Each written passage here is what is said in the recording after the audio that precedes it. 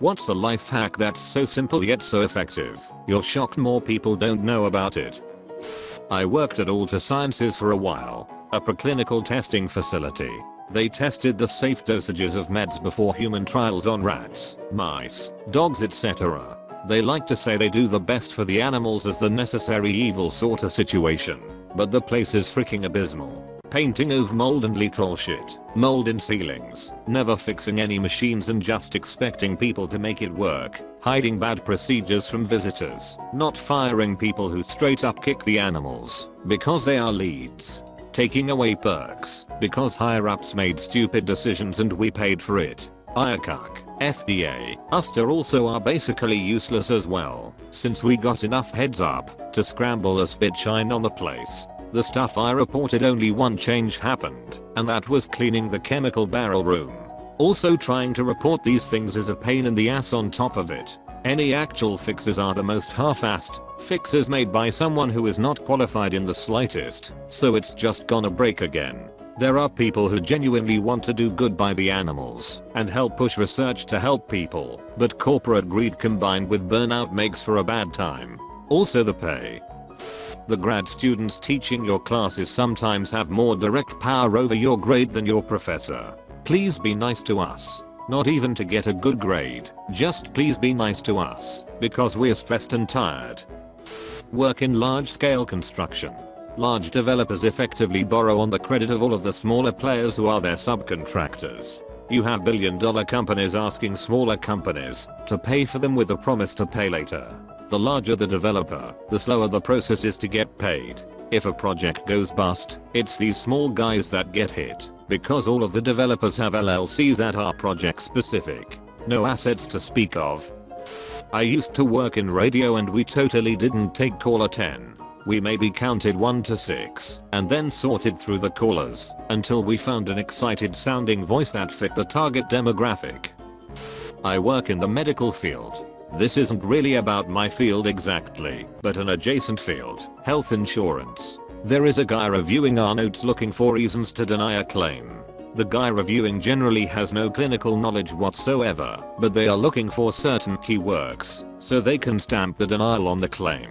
For this reason, I will omit certain things on the clinical notes if it isn't directly applicable to what I'm treating, because I know from experience that they will use that word as an indication that the proposed treatment is inappropriate and therefore denied. As a cybersecurity consultant, I can tell you many companies I have worked with are when they are hacked, not if they are hacked. Some orgs have people in charge of cybersecurity that barely know how basic protocols and technologies work. There are tons of buildings out there that don't meet code, even new construction. Inspectors either don't care, don't know the code, or don't even bother to inspect in the first place. On the plus side, building code is extremely over-conservative, so if you get close it's probably safe. Maybe, most of the time. Except when it's not, and then everyone gets sued. I'm an insurance. If you call to request an estimate for a claim, they will count it as a $0 claim on your file when they deem the damage not enough to repair. That means when another company pulls your information, it will not only impact your future rates, but might make you ineligible for future policies. Don't ever call insurance for an estimate first. Get a third-party inspector to tell you whether you should file with insurance. This one is fairly well known, but I'm just confirming its truth as someone that used to work in a factory. The brand you buy doesn't always matter. Sometimes it's all the same stuff that comes out of the same vats, but just labeled differently and sold at different price ranges. I'm no longer shocked by the vast amount of software we all use on a daily basis that is rushed into production. Shoddy, insecure, held together with spit and band-aids, etc., etc. I'm amazed everything hasn't just collapsed into dust already. Drugs don't turn into poison the second they expire. Most medications are going to be effective 4 years after they expire. Manufacturers put expiry dates on their stuff to cover their assets. They have to guarantee 95% effectiveness until that date. As long as it isn't an antiviral or antibiotic, you can probably use it for years after it expires with no issues. I worked at a Myriad for several years. I learned the following. Bedbugs happen more often than you would think. There's not much we can do about it. A hotel with frequent international travelers is bound to end up with someone who brought something with them in their luggage every now and then. Every now and again. I forget which is the proper saying. All we can do is quarantine and clean the room when the problem is discovered. Those sheets are probably not as clean as you think. People in the hallway can hear you having sex in your room or you watching porn if you don't wear headphones. Always flip the bolt lock on your door. People make mistakes in booking/blocking rooms. I can't count how many times a room has been double booked, which leads to very awkward/angry interactions. If you had something bad happen to you or are angry at something you booked not working out, make a bit of a fuss. You can usually get free food/drinks or a free night's stay. Don't be a dick about it. Accidents happen and it's often not the fault of the person you will be interacting with. But hotels bend over backwards in order to not get a bad review. At the hotel I worked at, every review lower than a 9 or 10 was considered a 0. So, get your money's worth. Lastly, we can smell the smoke/weed coming from your room. We can also smell it when you leave. We might not be able to do anything about it when it happens. But, you will absolutely be charged for the 1 to 2 extra nights that the room is unavailable while we clean the stench out. Please stop smoking in the rooms. You're the only one who can't smell it. Everyone else can. We know you're lying. Stop being childish. Printers aren't smart enough to know the amount of ink/toner is left in the cartridge. They guess based on usage percentages and only know when they are empty. Low toner doesn't mean replacement, it means have one on hand. Always wash your new clothing before you wear it, even if it looks fresh and new. It's been thrown on the floor, moved around a dusty warehouse, tried on by a sweaty post-gym person, and probably sat in a stinky, humid shipping container for 2 months. Plus, you wanna wash off all the starching/finishing products which make it look so new. Will writer in the UK here. If you have £325k in assets or less, and you don't intend to exclude anyone from your will, you need a bog standard will. You don't need a solicitor to write it, and if it costs you more than £150 plus VAT then it's a rip-off. It takes me about an hour's worth of work to gather information and write that will. I would recommend getting power of attorney though. It's a pain in the ass if you lose capacity without it.